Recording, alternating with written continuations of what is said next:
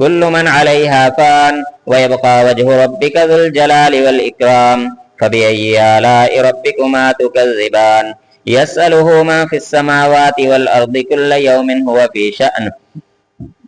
فبأي آلاء ربكما تكذبان سنفرغ لكم أيها الثقلان فبأي آلاء ربكما تكذبان يا معشر الجن والإنس إن استطعتم أن تنفذوا من أقطار السماوات والأرض فانفذوا لا تنفذون إلا بسلطان فبأي آلاء ربكما تكذبان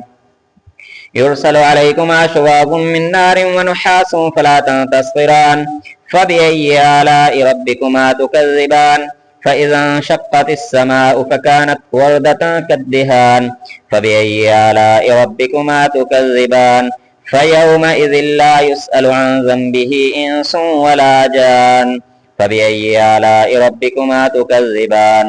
يعرف المجرمون بسيماهم فيؤخذ بالنواصي والأقدام فبأي آلاء ربكما تكذبان هذه جهنم التي يكذب بها المجرمون يطوفون بينها وبين حميم آن فبأي آلاء ربكما تكذبان